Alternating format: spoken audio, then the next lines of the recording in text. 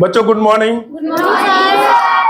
आज के क्लास में क्लास 11 का पहला चैप्टर या पहला यूनिट मनोविज्ञान क्या है हम इसका अध्ययन करेंगे और हम जानेंगे कि मनोविज्ञान आखिर किस चीज का अध्ययन करता है, इसके सब्जेक्ट मैटर क्या है।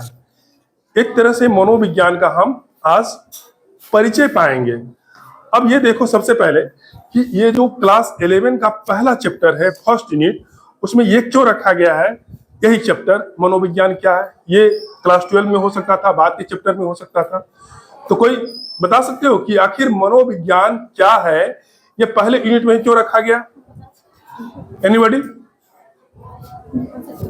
नहीं। अब देखो, जब हम कोई चीज अध्ययन करने जा रहे हैं तो उसके बारे में पहला परिचय हमें मिलना चाहिए। अब हम कोई भी चीज सामान बाजार से खरीदते हैं, खाते हैं, पहनते हैं, इसके लिए तो उसका एक क्वालिटी देखते हैं कि वो हमारे लिए सुटेबल है कि नहीं है। उसी तरह से जब जिस विषय का हम अध्ययन करने जा रहे हैं हमें उसके बारे में जानकारी होना चाहिए कि आखिर ये विषय का सब्जेक्ट मैटर क्या है, किस चीज का अध्ययन करता है और ये हमारे लिए यानी मानव के लिए, मानव समाज के लिए किस तरीके से उपयोगी है। तो आज हम इस क्लास में ये देखेंगे कि मनोविज्ञान आखिर किस चीज का अध्ययन करता है और ये हमारे लिए कितना उपयोगी है। तो इसको शुरू करने से पहले चलिए हम एक घटना को बताते हैं। उस घटना को ध्यान से सुनना है और बताना है उस घटना में जिसके साथ जो हो रहा है आखिर ऐसा क्यों हुआ। तुम अपने सेंस से कुछ भी। एक रोहन है, एक सोहन है, दो बच्चे हैं, 10-12 साल का है अंदाज। सोहन का बर्थडे है आगे अगले वीक में और रोहन को इनविटेशन मिला है कि तुम मेरे बर्थडे में आना। सोहन बड़े फैमिली से है, ठीक है, और वो पूरी तैयारी कर रहा है बर्थडे में जाने के लिए। और बर्थडे में गया, बहुत सारे लोग आए हुए हैं गेस्ट, और वहां जैसे ही कार्यक्रम शुरू हुआ रोहन से कुछ गलती हो गई। मान लो कोल्ड ड्रिंक दिया पीने के लिए और वो हाथ छूट कर नीचे गिर गया। समझ में आ रहा? रोहन से उसका जो कोल्ड ड्रिंक का ग्लास है वो छूट कर नीचे गिर गया और पूरे बिखर गया। इसमें क्या हुआ कि जो सोहन का पेरेंट्स है, उसके माता पिता काफी जोरदार ढंग से उसको डांट दिया। बस इतनी सी बात है। हमको समझना है कि मनोविज्ञान क्या है। इसके लिए ये घटना हम तुम्हारे सामने एक काल्पनिक घटना है। तो अब बताओ कि उस समय रोहन क्या फील कर रहा होगा। अगर रोहन की जगह तुम लोग होते तो क्या होता, क्या सोचता, बताओ। कोई सोहन के घर गया, रोहन उसके बर्थडे पार्टी में, और उससे कुछ गड़बड़ी हो गई और उससे क्या हुआ, रोहन को काफी डांट पड़ी सोहन के पेरेंट्स के द्वारा। रोहन क्या सोच रहा होगा? कोई कुछ तो सोच रहा होगा ना। मान लो तुम गए किसी के घर में, ऐसा हो गया तुम्हारे साथ, तो क्या होगा? बोल सकती हो? बोलो। नहीं, क्लास इंटरेक्टिव होना चाहिए, सवाल पूछना चाहिए, जो मन में जवाब आए वो बताना चाहिए। जाहिरी बात है कि रोहन को अच्छा नहीं लगा होगा, है ना। और वो इतनी बड़ी गलती नहीं, वो भी छोटा है, 10-12 साल का है, ऐसी गलती हो सकती है। तो रोहन को बहुत दुख हुआ होगा। वो सोच रहा होगा कि हम आकर के गलती किए, या फिर या ये भी सोच रहा होगा कि हाँ मेरे से गलती हो गई है, हमको ऐसा नहीं करना चाहिए। और फिर सोहन के पेरेंट्स के बारे में भी सोच रहा होगा कि वो अंकल ठीक व्यवहार हमारे साथ नहीं किए, ऐसा उनको नहीं करना चाहिए। अगर सोहन से ही हो जाता तो क्या करते, कि क्या सोहन को भी उसी तरह से वो डांटते? ये सब होता या नहीं होता? बोलो। होता ना। इस पूरी प्रक्रिया में हम क्या देख रहे हैं?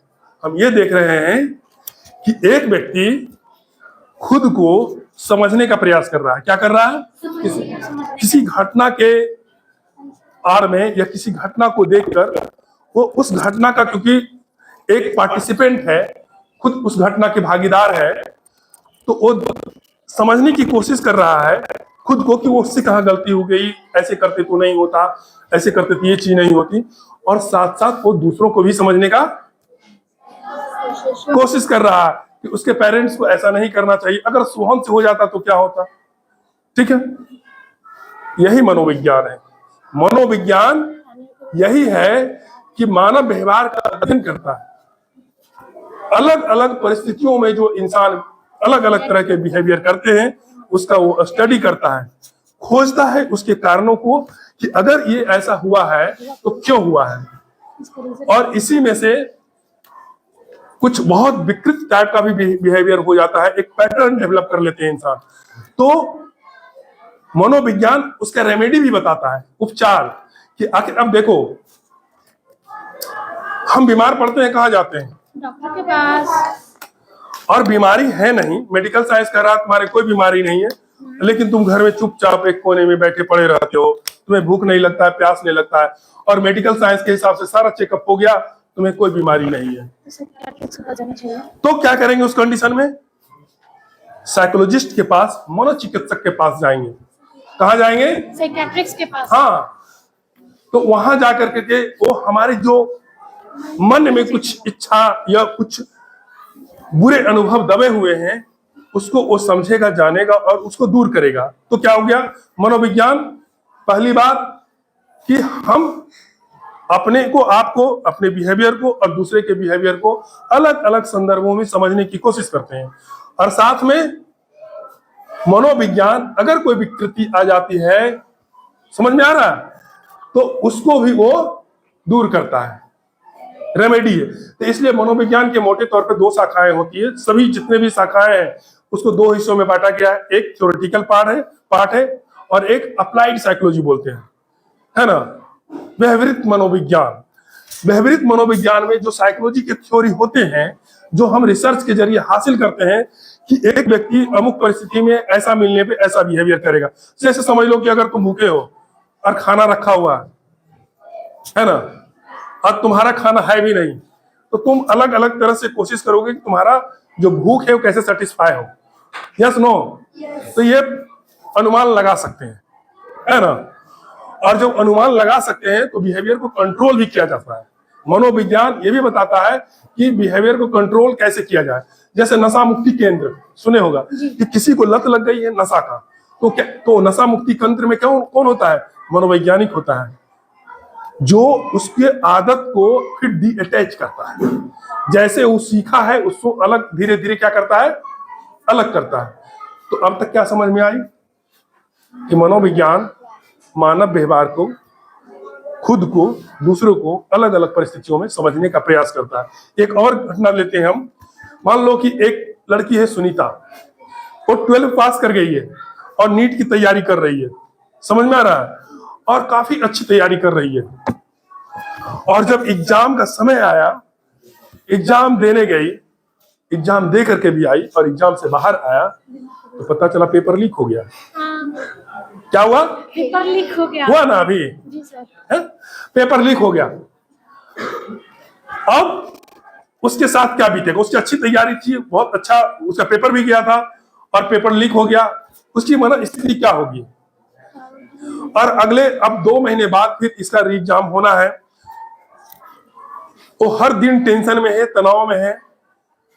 और जब अगले 2 महीने आया तो उसका पेपर ठीक नहीं गया। जब पेपर ठीक नहीं गया तो उसकी मनस्थिति क्या होगी? डिप्रेशन में जा सकती है ना? सर बहुत गारंटी। डिप्रेशन में जा सकती है। तो इस डिप्रेशन से निकालने का तरीका भी मनोविज्ञान बताता है। तो मोटे तौर पे ये समझ में आ रहा है कि मनोविज्ञान क्या है। अब देखो थोड़ा सा अब देख लेते हैं कि शब्द व्याख्या के हिसाब से इसका क्या मतलब होता है। साइकोलॉजी 2 शब्दों से मिलकर बना है। हाँ? बोलो जोर से। 2 शब्दों से मिलकर बना है, साइक प्लस लोगस। ठीक है। साइक का मतलब होता है मन या आत्मा, और लोगस का मतलब होता है शास्त्र या विज्ञान। तो इस तरह से अगर शब्द की व्याख्या करें तो मनोविज्ञान का अर्थ क्या हो गया? मन या आत्मा का अध्ययन करने वाला विज्ञान। अभी सोच रहा होगा कि ये कहां से आ गया, समझ में आ रहा है कहां से आ गया? क्योंकि हम तो ये देख रहे हैं ये ह्यूमन बिहेवियर का स्टडी करने वाला विज्ञान है, यहाँ पे आत्मा और मन कहां से आ गया? तो जैसा कि बताया है पहले भी कि एक बड़े साइकोलॉजिस्ट हुए जिसका नाम था एबिंगहॉस, जिसने बहुत अच्छे से इसको एक्सप्लेन किया है। क्या बोला है कि मनोविज्ञान का अतीत बहुत लंबा है लेकिन इतिहास छोटा है। तो मनोविज्ञान आज से 150 साल पहले वो दर्शन शास्त्र के अधीन था। किसके अधीन था? दर्शन शास्त्र के। दर्शन शास्त्र, फिलोसफी जिसको कहते हैं, तो दर्शन शास्त्र के अधीन था। उसकी एक शाखा थी। क्या था वो? एक शाखा थी। शाखा थी। तो जब, और दर्शन शास्त्र में क्या पढ़ाई होता है कोई बताओ? दर्शन शास्त्र में किस चीज की पढ़ाई होती है? उसका सब्जेक्ट मैटर क्या है? जीवन का अर्थ पता था। हाँ, जीवन का अर्थ कह सकते हो कि जीवन का अर्थ सत्य, इस सत्य की खोज करता है। अल्टीमेट ट्रूथ क्या है? Very good. ये ईश्वर है या नहीं है, आत्मा है या नहीं है, मरने के बाद क्या होता है, धर्म क्या होता है, इसकी व्याख्या करता है। अब ये सोचो कि जब फिलोसफी का सब्जेक्ट मैटर ये सब है, उसमें इस चीज का अध्ययन किया जाता है, तो फिर मनोविज्ञान उसकी शाखा है, तो मनोविज्ञान पे इसका असर पड़ेगा कि नहीं पड़ेगा? पड़ेगा। पड़ेगा कि नहीं? पड़ेगा। Yes no? पड़ेगा ना। तो इसलिए जिस समय ये इंडिपेंडेंट विज्ञान नहीं बना था, स्वतंत्र विज्ञान, और ये दर्शन शास्त्र के अधीन था, तो उस समय के हिसाब से, इसकी सब व्याख्या के हिसाब से इसका सब्जेक्ट मैटर निर्धारित किया गया। लेकिन उससे आगे, और मनोविज्ञान के इतिहास में एक घटना घटी थी 1879 में, 1879 में, कि मनोविज्ञान में एक बार, पहली बार मनोविज्ञान की प्रयोगशाला स्थापित हुई थी। कब? 1879 में। कहा? जोर से, कहा? जर्मनी। जर्मनी के लिप्जिक में। किसने स्थापित किया था? विलियम उंट। विलियम उंट ने। ठीक है। उस दिन से मनोविज्ञान एक इंडिपेंडेंट विज्ञान बना, वहां से मनोविज्ञान का इतिहास शुरू होता है। लेकिन इसका जो सब्जेक्ट मैटर है, स्टडी जो इसमें होता है, वो बहुत पहले से हो रहा है। ठीक है। इसलिए अतीत लंबा है, इतिहास छोटा है। और जब पहली प्रयोगशाला, लिसन, हेलो, जब पहली प्रयोगशाला स्थापित हुआ था, तो पहली बार क्या हुआ? अच्छा, प्रयोगशाला जब बोलते हैं तुम्हारे दिमाग में क्या आता है? साइंस का प्रयोगशाला सुना होगा, फिजिक्स, केमिस्ट्री, बायोलॉजी की प्रयोगशाला, लेकिन ये मनोविज्ञान की प्रयोगशाला क्या होता है? तो इसको ऐसे रिलेट करो कि मनोविज्ञान में किस चीज का अध्ययन होता है? व्यवहार का। किस चीज का? व्यवहार का, प्राणी के व्यवहार का, जिसमें जानवर भी और इंसान भी। समझ में आ रहा? तो जब वो प्रयोगशाला बना, तो उसमें किस चीज का अध्ययन होगा? पहली बार इंसान के बिहेवियर का प्रयोगशाला में अध्ययन शुरू हुआ। कब? कब? समझ में आ रहा है? कुछ मजा आ रहा है? देखो, आज के क्लास में इतना ही, आगे की क्लास में बात करेंगे। ये बहुत इंटरेस्टिंग सब्जेक्ट है, और ये जितना उपयोगी सब्जेक्ट है आर्ट एंड ह्यूमैनिटीज में, इतना उपयोगी कोई नहीं है, कोई भी सब्जेक्ट नहीं है। इसलिए इसको इंटरेस्ट के साथ पढ़ना है। 11, 12 ही नहीं, बल्कि आगे ग्रेजुएशन, पोस्ट ग्रेजुएशन में भी ये बहुत उपयोगी है। चलो बताओ, कैसा लगा तुम लोग को? बहुत अच्छा था। कैसा लगा? तो क्या आगे की क्लास में तुम लोग मनोविज्ञान पढ़ोगे? जी सर। Very good. अब कोई भी सवाल अगर हो तुम लोग के पास, तो पूछ सकते हो। कोई सवाल? No sir. Thank you.